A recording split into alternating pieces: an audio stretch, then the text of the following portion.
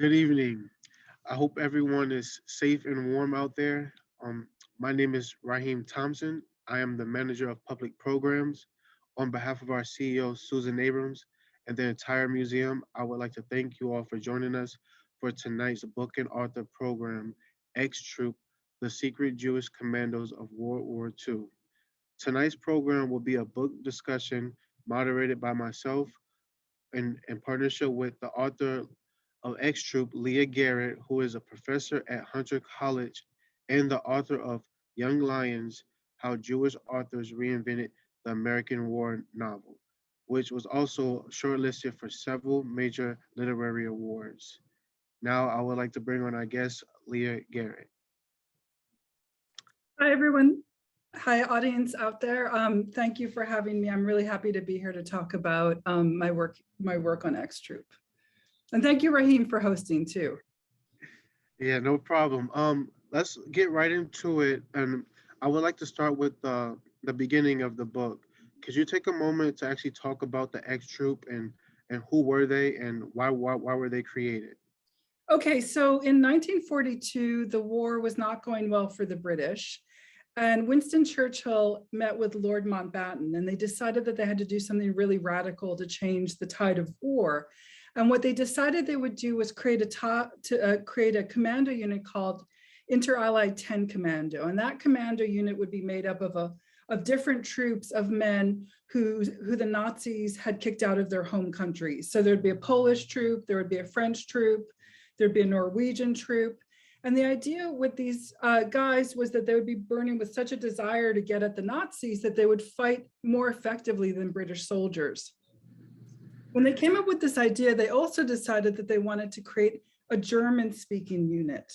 And of course, in 1942, the vast majority, like 85% of German speakers in the UK in 1942 are refugees, Jewish refugees from Austria and Germany, mostly young men who've come here on kinder transports and other ways that their parents tried to save their lives by getting them out of the country, because the UK had a really good visa system at this point. And I'm sure we'll talk more about the background, but the idea was that there would be this German-speaking unit, and they would call it X Troop. They also called it 3 Troop. And the idea was that these guys would be doubly trained. They would be trained as commandos. So they would be sent out in the battlefield at the front of the battles to kill and capture the enemy, because they would have intensive training in this area.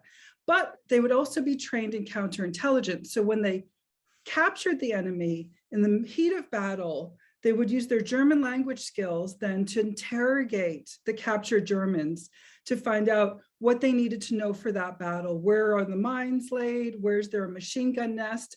So they would be working on 2 fronts. And in the end, what happened was that they ended up being far and away the most effective commando unit in the British Army. And as I'm sure we'll talk about, were deeply responsible, in my opinion, for the British actually winning the war. They were that crucial. Just a few other general points, because I know we're going to get into more specifics about it. So this troop was officially, as I said, called the 3 Troop or X Troop. Officially, in Inter-Allied 10 Commando, like I said, there's a Polish troop, there's a Norwegian troop. This troop is called officially the British troop, because they knew that the Germans could never find out that there was a unit of German Jews for a number of reasons. One is they wanted it to be a secret shock troop. The other reason is that if any of these guys were captured, not only would they be killed, but the Gestapo would find any family members who are still alive.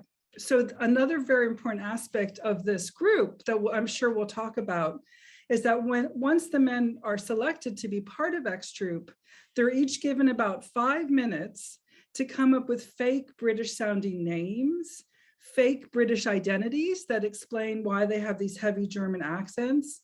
They're given Church of England dog tags. So it means if they're killed in battle, they're going to be buried under crosses.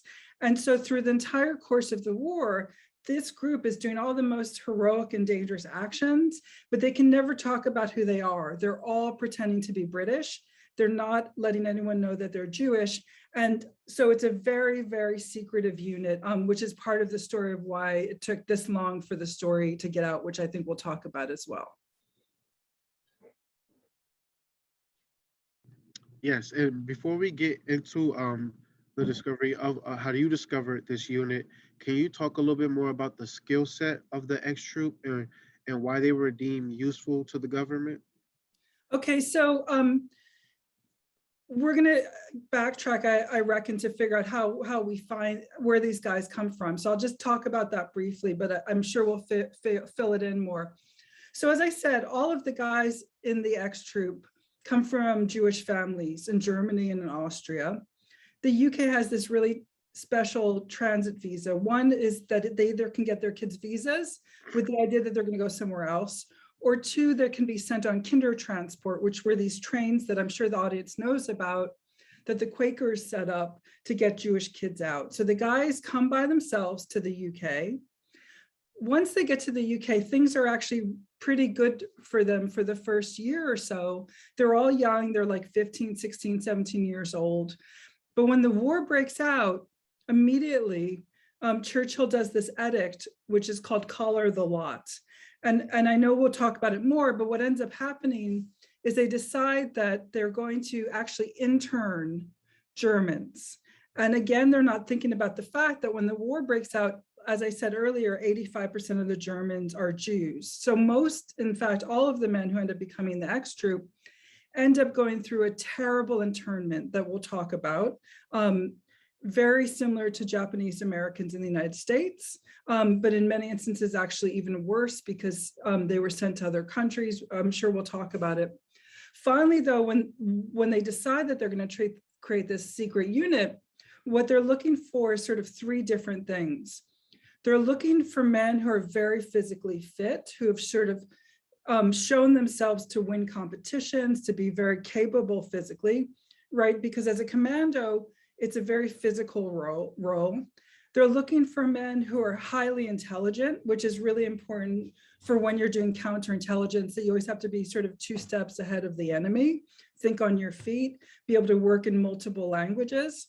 The third thing that they're really specifically looking for with these guys is this burning passion to get at the enemy. They want to know, when they start interviewing them, when MI5 starts interviewing a bunch of candidates, they always ask, why do you want to do this? And a typical story, and I tell the whole story of the unit, but I focus very deeply on 3 of them. And a typical story is a guy called Colin Anson. He grew up in a middle-class family in Germany, loved his father more than anything. When he was like 15, his father, who was Jewish, started to speak out against the Nazis, and they took him away. He was having a pleasant meal with his dad. The police came, they took him away. And within 2 weeks, he's put in Dachau concentration camp and he's killed. So that's Colin Anson's story about what, when they say to him, why do you want to fight in this commando unit? He says, because of my father. And that's what they're looking for. They're looking for people who know how important it is to beat the Nazis. And that's, in fact, the reason why this unit is so incredibly effective in the war, because for every single man in the troop, and there's 87 of these men, the war is totally personal, because every minute the war goes on is a minute that their sister who's hiding in France may not be rescued yet. So for all of them, they're fighting not only as British, because they're pretending to be British, but even more so, they're fighting to get rid of the Germans who are literally destroying their families and their homes and their towns. And that's the third element that they're looking for. They're looking for men who will do whatever it takes. And one of the quotes I have in the book, which is true about the X Troop, was one of the guys, Peter Masters, said that when they started fighting, all the other soldiers would draw straws to see who would get to stay behind for the most dangerous missions. The X Troop was drawing straws to see who would get to go on the most dangerous missions, because they would be the men who, they were looking for this, and this is what they found, the guys who always put their hands up to say, let me go behind enemy lines, let me try and get that document, let me go capture those Germans by myself, because for them, they have to get this war over quickly because it's so personal, and they need to change the world and make it better. And so, how did you discover this story? But also, what impact did it have on you to prompt you to want to tell it? So my last book was about Jewish American veterans in World War II, and it focused on people who became famous writers like Norman Mailer and Herman Wouk, and it was a book about all these great best-selling Jewish American war novels about World War II, but I also told the personal stories of their service, because World War II was something that has always been, as people who like World War II, we all have this something obsessively important to us. We're so interested in it. My grandfather served, my uncle served. I'm married to somebody whose family is all in the military. So I also have a deep interest in the military. And I think that for Jews, the story of how much Jews fought back in World War II is heavily underreported, because we all know the trope of the kindly Gentile who saves the Jew in the Holocaust. What we don't know enough is the myriad multiple stories of Jews saving Jews, Jews fighting back, Jews in the military. So I decided for this most recent book, I wanted to continue to tell the underrepresented stories of Jews who fought back, who rescued Jews, and also Jews who lived, right? Like most of these guys fight the fiercest battles and they survive. I didn't only want to tell about dead Jews. So I was looking for another story about World War II, and I'd heard this rumor that there was this top secret Jewish commando unit. And then I found that there was like a chapter here on them, or like an article there, or an autobiography here, but there'd been no book about it. And I realized, oh my God, I get to write this book. And so once I made the decision I was going to write the book, it was right before lockdown. I started to reach out to the children of Commandos, and they put me in touch with all the other children of Commandos. And then they also put me in touch with Commandos. So I was actually able to interview Commandos of X-Troop when I wrote the book. And then I discovered that there were massive amounts of archival material all around the world related to X-Troop, but nobody had put it together into one book. So I got to have this incredibly lucky and meaningful and deep dive into this story. And I had this thing that never gets to happen about World War II, which is I got to tell a story of this crucial unit that actually had a profound impact on the war and nobody knew about it. And with your research process, I know you read a couple diaries and journals. And could you talk about some of the things you discovered while researching and reading those? But also, when you discovered all this, did you? I know you initially wanted to do this, but did you eventually feel a sense of responsibility to have to tell this story as you got deeper into it? Oh, that's such a great question. No one's ever asked me that. 100% felt a sense of responsibility. And I have to say this like a million times over, gratitude that I got to be the one who was sharing this, particularly as I started to know the families of the ex-troopers. So when you talk about diaries and stuff, it was really extraordinary because all of these different families had memoirs and diaries that they shared with me that like nobody had done anything with. And there was also the war diaries, which are the British diaries of all the different battles. So I had all that factual stuff. So when I would have somebody be interviewed, because after the war, they were interviewed all over the place, but nobody had put it together, I was able to fact check what they said in the interview with what the official British war diary said about battles. And I'll give you a few examples. So like, there's this one guy I write about in the book a lot, this guy called Monford Gons, and he was raised in an Orthodox Jewish family in Germany. And he was just incredible in war. And I'm sure we'll talk about details about what he actually did, but he was always at the front of every battle. He was saving everyone, incredibly heroic, absolutely brilliant. I mean, in training, they sent him to Cambridge to do even more training, you know, top of his game in every sense. And in his post-war interviews, he would talk in a very kind of dry tone about what he had done. And I kept thinking, like, is it real? Like, did he really do all that? And of course he did do all that. And I found this one war diary, British official diary, where it said something like, and his fake name was Fred Gray, because they all had to do these fake names. And it said something like, Fred Gray went behind enemy lines last night and is missing. But we all know he'll be back. And so he went behind enemy lines. He got all this crucial intelligence. And then it said, and in the morning, he just strolled in like nothing had happened because he was that kind of Superman. And for him, what was really amazing, which we may talk about more later, or people can read it in the book, was that he kept a diary towards the end of the war, and he kept all these letters. There was so much material.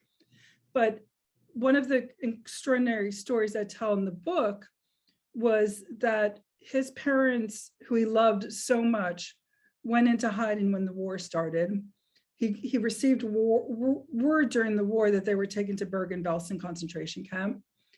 He decided at that moment, I'm going to win the war and I'm going to beat the Nazis because I'm going to get my parents. Like, it was completely personal. In the final days of the war, he hears that they've been moved to Theresienstadt concentration camp in Czechoslovakia. And audience out there, you have to read the book to get the whole story in his words. But in the final days of the war, he actually commandeers a Jeep to go rescue his parents from a concentration camp.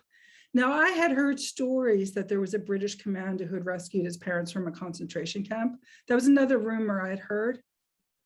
It's true. And the story's in the book. It's incredible. And I have photos of him with his parents afterwards. But to know about that story, to find the diary at the Holocaust Museum, which I knew about from his family, and to be able to put it all together was just over and over moments of just, I guess, gratitude that I got to tell this. And also, when the book came out, it was really important to me that the British particularly knew this story, because I felt I did not want people to tell the story of World War II in the UK anymore without talking about the X-Troop. And it's been really amazing because in the UK, the book's been serialized in the national newspapers. It's been on the BBC. It's gotten so much coverage. And the reason I wanted that coverage was I wanted in the future that when people talk about World War II and the British soldiers, that they always have to talk about this extraordinary troop of Jews who fought and saved the world, basically.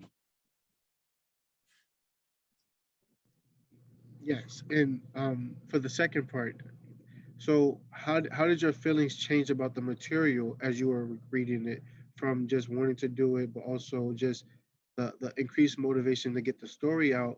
And why do you feel like it's been little known about this up until now? So the way it's so interesting that when I found out that there were commandos still alive, it really changed my storytelling, because I actually knew that the clock was ticking. I had to interview those guys. I had to get their stories because they were both in their late 90s, the two men interviewed for the book. So that came out from working on the book, finding out that there were actually commandos still alive, which I didn't know when I started it. And thank God I was able to interview both of them before they passed away. And they were absolutely crucial to telling the story and to getting like that really deeply personal input put on it. So that was how it changed as I wrote it, was knowing the families and then finding about the commandos. The reason I don't think it has been told until now is for a number of reasons. One is because they were so top secret that, as we'll talk about, most of the men after the war kept their British names. Many of them didn't tell their kids they were Jewish. This is actually typical of a lot of Holocaust survivors. They didn't want to talk about that stuff. So the kids grew up just thinking that they were British kids, having no idea that their parents were these extraordinary refugees. So, and a lot of the documents I used to tell in this book were highly classified. I had to do the Official Secrets Act to get stuff declassified. So one big reason is because it had such a cloak of secrecy around it, both from the British government and from the men themselves, who often did not want to talk about it or go there. The other reason it hasn't been told until now was because after the men did their training, the British realized that this was an extraordinary commando unit, that nothing existed like it. And they were in fact so good that they did not want to allow them to fight as their own commando unit. So X-Troop never fought as its own unit because of two reasons. One is, if shrapnel hit the group and they lost all of them, they would lose so many valuable assets. It was too dangerous. Two was they thought that it would be more powerful to put them in small groups with existing commando units to become their leaders. So they would take 5 of them and put them with 41 Commando, and 3 of them and put them with 6 Commando. So the other reason I think the story hadn't been written in a book before was to tell the story meant I had to get the war diaries from a huge array of Commando units, rather than it just being sort of a neat story in one place. Because like I said, like if Montfort said he did this thing in an interview, I needed to figure out where he was, on what day, with which Commando unit, go to the war diary to make sure that he was actually factual. And in almost every single case, they were factual. But as a historian, because so many of the stories, as we'll probably talk about, are out of this world in terms of the stuff that they did and are just crazy stories, I needed to constantly prove, indeed, this did happen. These guys really did this incredible stuff in the war. Oh, and one last point. And after the war too, I haven't mentioned this, but after the war, these are the guys who are used by the British government to lead the denazification efforts. So after the war, they're still used to capture Nazis, to interrogate them, to get information for the Nuremberg trials and so on. Yeah, and you mentioned the UK earlier. Could you talk about how the future commandos ended up in the UK? Yeah, so they ended up in the UK on these transit programs. Their parents, as we all know about the Holocaust, when everyone says, why didn't the Jews leave? There's no one was taking Jews from Germany and Austria. However, the British had these 2 transit programs for kids. One was just meant that they could get a visa to go somewhere else. The other was the Kinder transport, which the Quakers did. So almost all of them end up in the United Kingdom by themselves at the ages of like 15, 16, and 17. And that's where they are when the war breaks out. By then they're like 17, 18, 19 years old. And that's when these terrible, terrible internment happens, when the British government decides that they're going to lock up the most dangerous of the Germans, who are the young single men. And all these guys are young single men. Again, the British aren't thinking that they're like 85% Jewish. So they're all taken and put in different internment camps. The ones that are okay are in the United Kingdom, but they're still behind barbed wire, and they're still pretty terrible. Those are the ones that are equivalent to the American Japanese internment camps. But they also make the decision to ship a bunch of these guys to the outback of Australia, of all places, and to Canada. And those internment camps are completely horrific. I mean, and the ship ride itself was like a voyage of the damned. One of the commandos who survived the ship was one of the men I interviewed, and he talked about how the British crew, which was wildly anti-Semitic, would smash glass on the deck and make the guys run across it barefoot for fun. Those guys were all court-martialed, but these guys, all these Jewish refugees who are already traumatized, are sent on this ship, sent into the outback. Finally, after a year of internment, after actually Pearl Harbor, which is today, the British government decides to take them out of internment. When they're taken out of internment, they're given the choice that they can join the military, but they're not allowed to join the actual fighting military. It's something called the Pioneer Corps, which builds bridges and digs roads and stuff like that. And that's where they are when they're finally see notices that say, please volunteer for dangerous duty, and they put their hands up. And that's where they are when they're finally selected for the X troop. In your research, what did you discover about the lives of some of the commandos before they were actually selected for the X troop? Like, what caught your attention about it? It was so interesting because I decided when I wrote this book that I wanted to write it differently from the standard. It's a military, like the standard military history of World War II. We get the story of men from like 1939 to 1945. For me, I wanted to tell this in a Jewish way, which meant that as much as you tell about World War II, you have to tell about the Holocaust, right? And I feel that to tell about the Holocaust, you got to start at the start and you have to go after the Holocaust. You sort of have to see where they came from and where they go to. So what was really interesting when I wrote the book, and I read it like in a very sort of high action way, I guess, was that I wanted to tell the story of these guys from before the war to after the war. I wanted to tell the bigger stories of them as men, as them as husbands, as fathers. So what was really interesting to me, like a story that I found super interesting, was not only Montfort Gans, I'll tell you too, from this Orthodox Jewish family. He gets selected for X Troop. he has to pretend he's not Jewish anymore. And when I wrote the book, I shared the first draft with his kids. And in the first draft of the book, I wrote his journey to have to pretend he was British as really hard. And like, it was terrible for him not to do Shabbat and this kind of stuff. And his kids were like, it wasn't like that for him. Whatever it took to get the Nazis, that's what you had to do. So for him, it was just sort of like, this was just one of many things he had to do. And I thought that was very interesting. And I tell his whole story, rescuing his parents, what he does after the war. But another guy I tell about is this guy named Ian Harris, who is just such a hero in X Troop. But what I found really interesting about his pre-war life was he was also from a middle-class Jewish family in Germany.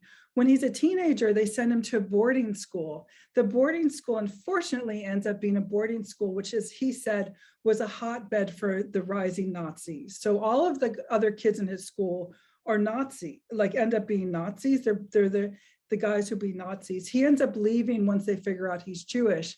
But because it was a boarding and a military school, he, while he's a student there, has to do all these military drills and stuff. And later on in the war, when he's a commando, and I tell the story of him capturing thousands of Germans, like at the front of every battle, fighting the Hitler Youth, incredibly heroic. Whenever he captured hundreds of these men, it was so interesting, but he referred back to his childhood knowledge about sort of like nationalist, socialist, military drills, and he would use them to get the guys to march in line. And that was really typical. After the war, Manfred Ganz, who I mentioned, this Orthodox Jewish guy, during the denazification efforts, he sent back to his hometown of Borken, where he was raised, which was a really great place until the rise of Nazism. Then Jews weren't allowed in the swimming pools, they weren't allowed on the soccer pitches. His teacher was incredibly anti-Semitic. He is sent back there right after the war to be the denazification officer for his town. And it's incredible because he knows who the anti-Semitic teacher was. He knows who the mayor was, who was actually quite good to the Jews. And so that was one of the big discoveries and most exciting things and strange things about writing the book, was getting to see the guys actually go back to their towns and use the knowledge of what had happened as a way to kind of rid it of Nazis after the war. Yes, and before we get into some of the great stories and some of the great things that they've done in the book, could you talk about the training and the inception of the X Troop, and what was it like creating this great unit and just the whole process? Sure. So the training was really interesting. By the way, sorry, Raheem, are we going to have audience questions at the end? Yes. Okay. Yes. So just so people in the audience know, if I don't cover stuff, please, will they type it into the Q&A or something? Yes, type it into the Q&A, Because I and want we'll to get, make sure. yeah, we'll get to as many as we can towards maybe Such a big 10 to book. 15 minutes Okay. before the end of the program. Thank you. So the training was really interesting because it turns out that their commanding officer for the X Troop was this really lovely Welsh guy named Brian Hilton Jones. He wasn't Jewish. He had done a degree in languages from Cambridge, very intelligent, very suave. The book is filled with pictures of all these guys, incredibly handsome. And he's given the job to train and be in charge of the X Troop because he's Welsh. They make the decision that the men will be trained in Wales. And commando training during the war, it's like you're trained for like a year, like you're getting intensive training. And so one of the funnest chapters to write was the chapter about the guys going to Wales, because what you have to remember is they're all like these very cultured urban Jewish guys from like Germany and Austria. They grew up with classical music and the arts and all of this kind of stuff. And then they're sent to this tiny little village on the coast of Wales. They're each given a few dollars and told, go find somebody to live with, because commandos lived with locals. That was sort of the tradition in the British military. So they all spend a year living in this rural place with Welsh people. And I always think about what were they eating? How did they deal with the dialect? All of this. They can't talk about the fact that they're Jewish. They can't talk about the fact that they're not British. And they spend a year living with these people, and they go through the most intense training one can imagine. They're jumping out of airplanes, they're running up mountains, they're rappelling down cliff faces, They're learning how to take apart guns blindfold. They're also getting counterintelligence training. How do you interrogate the enemy? What questions do you ask? And what all the men said about the training was that the most important aspect of it was not only all this information they're getting about, like, how do you take apart a bomb? How do you, like, capture the enemy? But the most important thing was the confidence it gave them. They all felt that it got them deep, deep confidence afterwards, that they could take on leadership roles. So they did a year of training in all these different sites around Wales and in Scotland, landing on the Loch shore in the middle of winter while live bullets are being, shot at them. Really crazy, hardcore stuff. Because the idea that Brian Hilton Jones, their commanding officer, had was that these guys would be the best of the best after the year. And they were the best of the best after the year. All right. I know I mentioned before we started the program that I had a couple people of the ex troop that I thought were really interesting, and I was wondering, would you be able to talk about um, Ian Harris, or could you tell the story of George Lane, which I thought was really interesting, and I think our audience will find interesting as well. Yeah. Okay. So Ian Harris was the one I talked about from the military boarding school who captures, but we'll probably come back to him because he's just incredible. Yeah. Story. I mean, but George Lane, wow, here's another great story. Yeah. I mean, honestly, when I was writing the book, seriously, Raheem, like, I'd write each chapter and I'd go, I cannot believe this. Like, this should be a whole book. What the heck is this doing as one chapter? Because it was all such crazy stuff. Here's a crazy story for you. So George Lane. George Lane is a Hungarian Jew. There was a couple of Hungarian guys. In Hungary, he was on an alternate for the Olympic water polo team. That actually will come into the story. He gets, as these guys do, his parents put him on a train. He gets to the UK. He ends up going to college before he's pulled out and he's interned. He's chosen to be Brian Hilton Jones' second in command because he's incredibly capable. The other men call him the Hungarian hunk because he's extremely handsome as well. He's married at this point to Miriam Rothschild. They married secretly because if anyone knew she had married him, she would lose her citizenship, because all these guys are enemy aliens through the entire war. None of them get citizenship until well after the war, which is a whole nother story. So they secretly marry.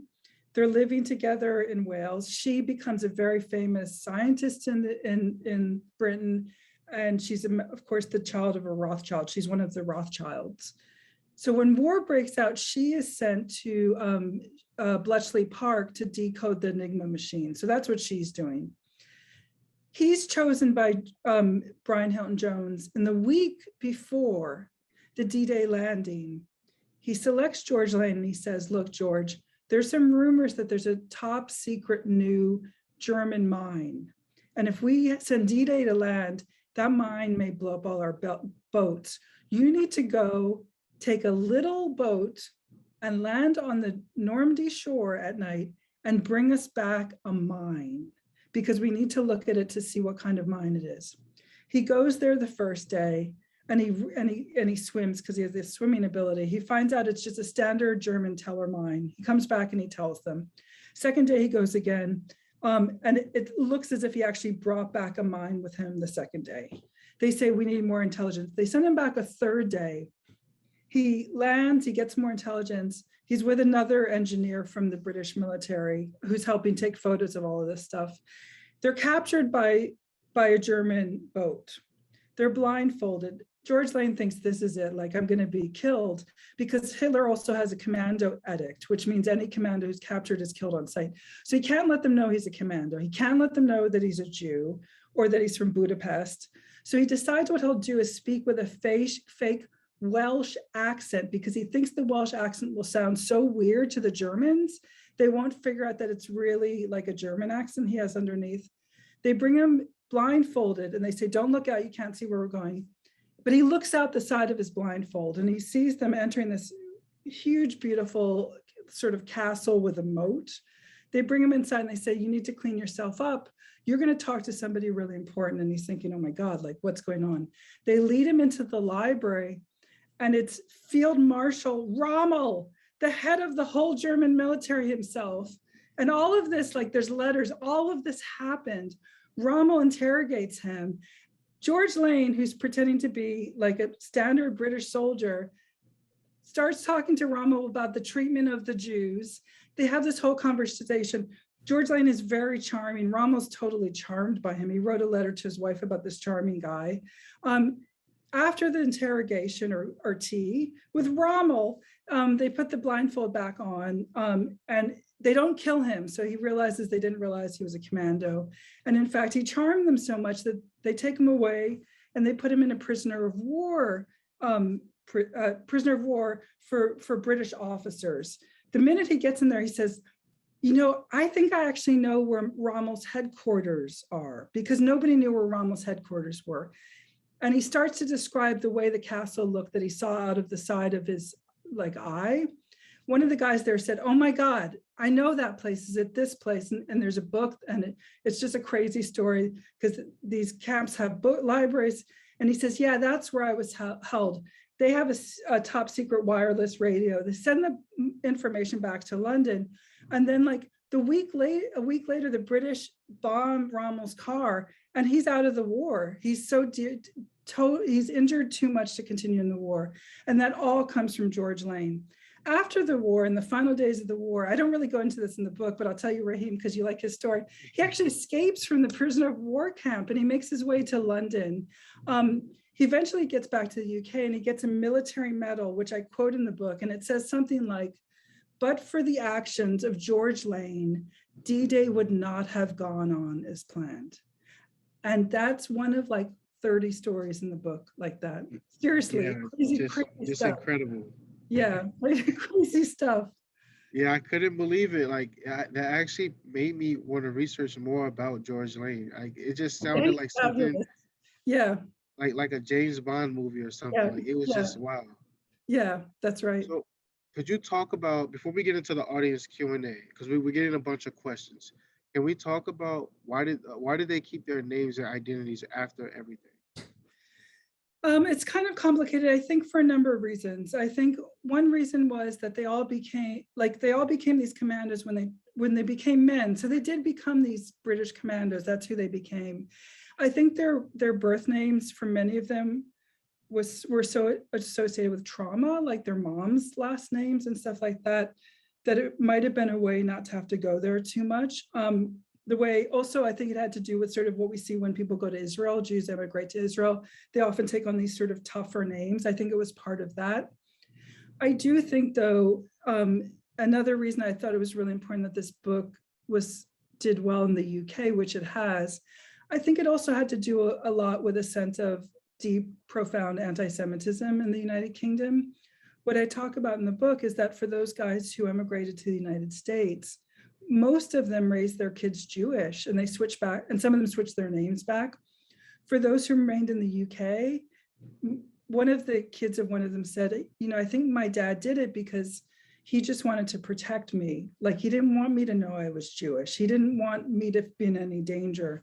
So I don't think the anti-Semitism was overt there, but look, the war ends in 1945. The other troops of Inter-Allied 10 Commando, like the Polish and the French, get naturalized. The X-troop doesn't get naturalized for 2 more years. They remain as enemy aliens until 1947. That's a really bad story. The internment is a really bad story. So my guess as well, I don't know, it's anecdotal, is that there was a sense that to be British meant not to be Jewish. That's that. Well, thank you for answering my questions. I have plenty more, but we're gonna share this time with the audience and get into the audience portion of the Q&A. And we're gonna start off with very generally, what kind of assignments or missions did they go on, the X-troop? Oh, great question. So because they have this double training, right? They're trained as commandos and in counterintelligence. I write about this in the book. These guys are sent to all the major battlefields. They're sent to the Italian campaign. Most of them are sent to the D-Day landings and do the whole Normandy campaign. They do the crossing of the Rhine. And they're sent to all these other existing commando units. So I'll give you a typical story that kind of exemplifies it. So Montfort Gons, that Orthodox Jewish guy, he's sent to land at D-Day with 41 commando, I think it was. When he lands, he remembers you have to get off the beach. He's landing at Sword Beach. So immediately he gets the group behind him to get off the beach. As they're getting off the beach, because of his counterintelligence and commando training, he immediately captures 20 Germans. And then he starts to interrogate them on the beach and says, where's the minefield?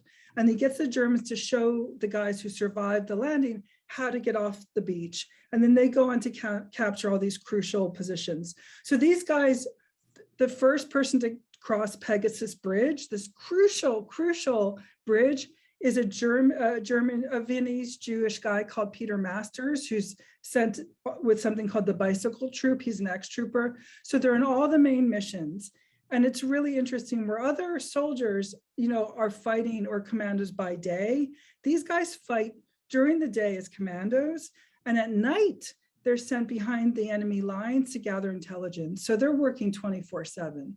So they're doing all the commando battles during the day, crossing Normandy, Battle of the Bulge, all the ones everyone in the audience has heard of. They're at the front of all of those and absolutely crucial. And then at night, they're being sent behind enemy lines, figure out where the Germans are hiding, find out where the machine gun nests are, go get documents, go find their maps, that kind of stuff too. All right, next question. Did the ex-troop experience anti-Semitism from the British or the Welsh? That's a great question. So from the British, it's complicated because they were all pretending to be British, and there was a sort of don't ask, don't tell policy. So nobody was asking them who they really were.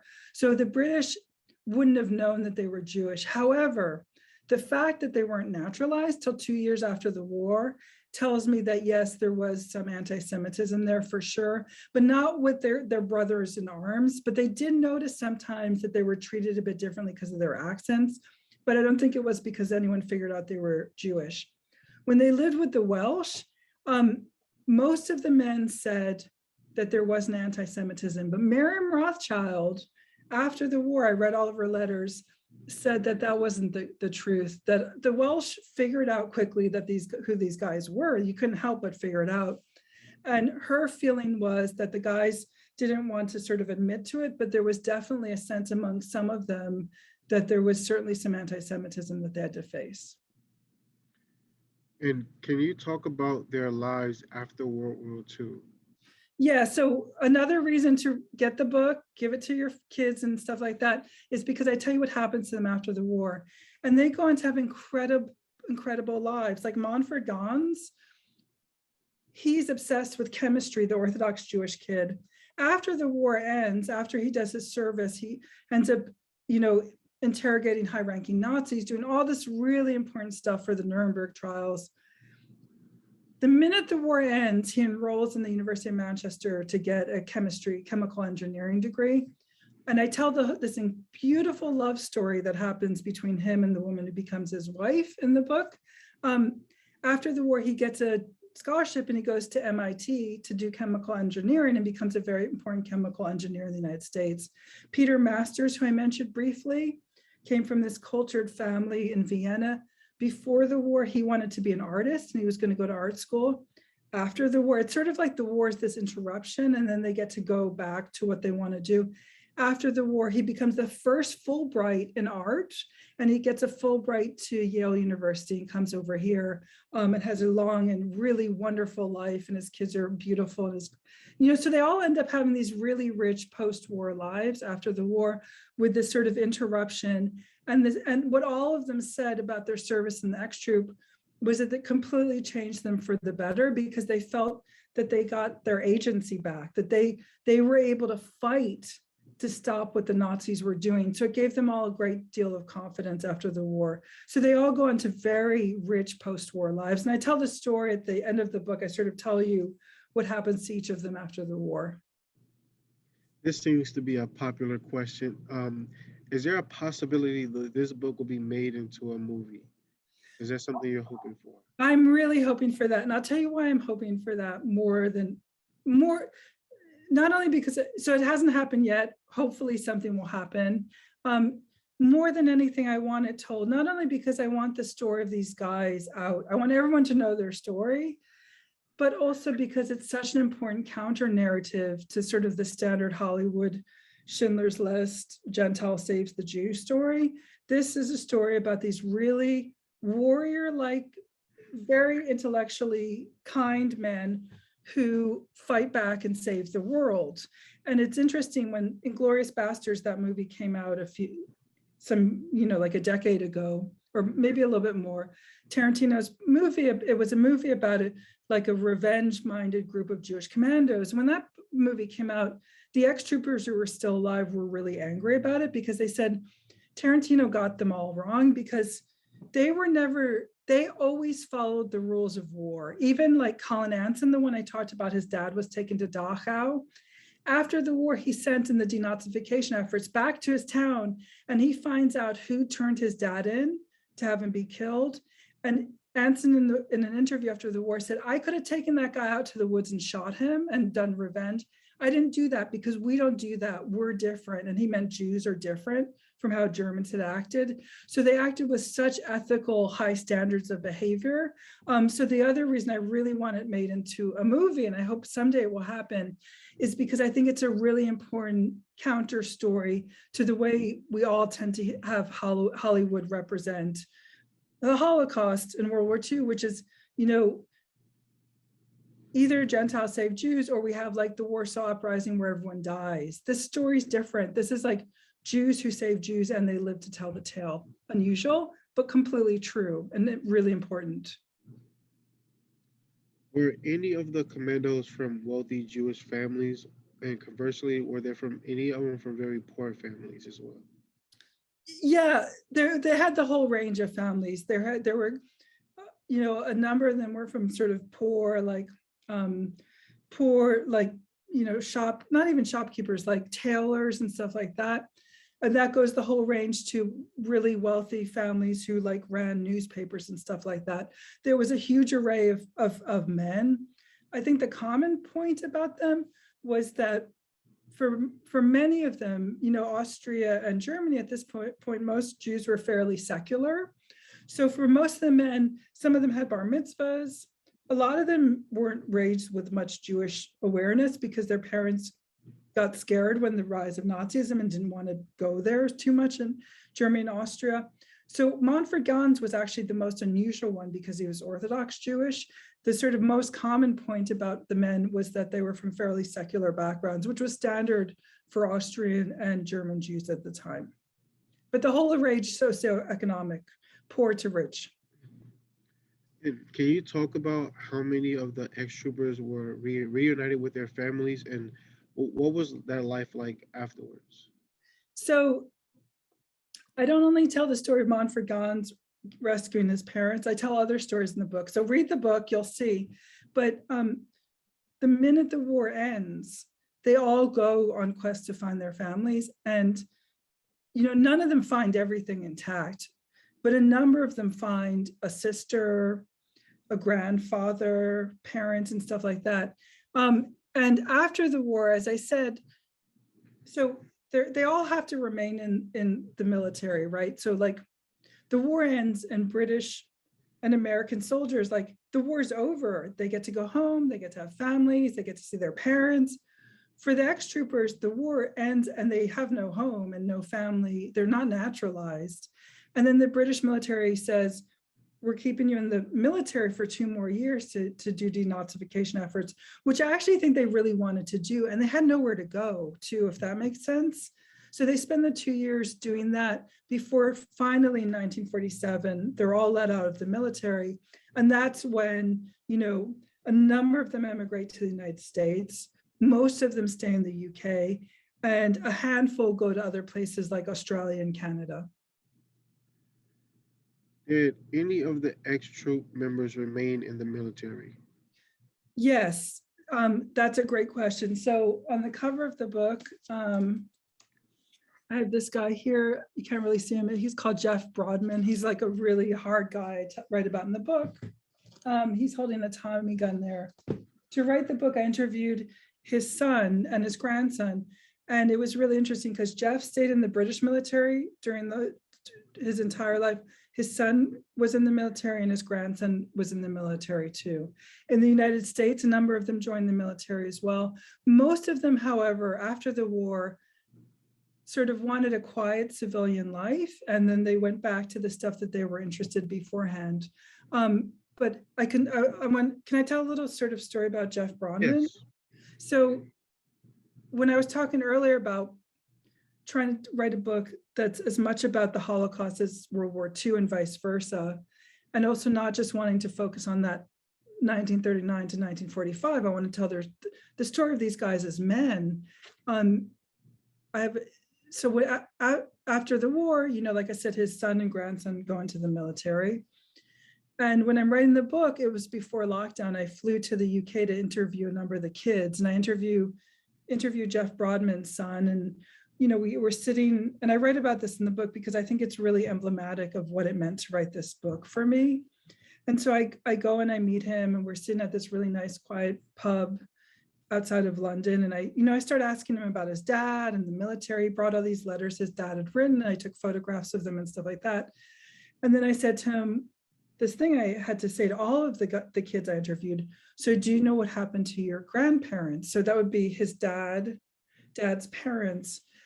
And I'm just having this conversation with this guy, and he's like lovely, but very tough military guy. And he just starts crying, and he just cries and cries. And I just sit there with him. And I realized that this book is as much about the Holocaust as it is about World War II. And then he stops crying, and he tells me that his dad never knew what happened to his grandparents, but they both died in the Lodz ghetto. And I realized that when I was having that experience in this incredibly powerful moment with him, that's actually what the story was about that I was writing, that it was a story about these guys on the one hand who got to fight the Nazis and capture them and make a huge difference in the war. But on the other hand, at the same time, it was a story about the Holocaust and the trauma of it and the intergenerational trauma that his son was still feeling this, and I'm sure his grandchildren felt it too. Yeah, and we're running a little bit low on time, so I want to use this time, last few minutes we have, for you to see. Could you share with our audience what are you hoping that they take from this book? When they purchase it, how do you want them to receive the stories in this book and going forward? Oh, okay. So I want them to get anything they want out of it, but I can sort of say, like, my relationship with the story has evolved quite a bit in terms of since I started writing it till now. So when the book came out in May, CNN asked me to write an editorial for them about what I learned from writing this book.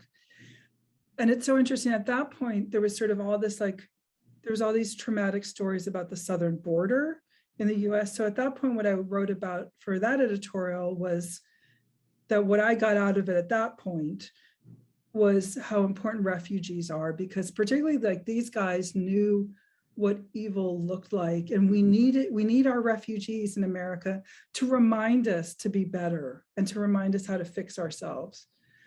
Also, though, it's transformed into something else over the last few months because, as a university professor, I often feel I'm on sort of the front lines of all the rising anti-Semitism, and it's made me be much more politically active than I used to be.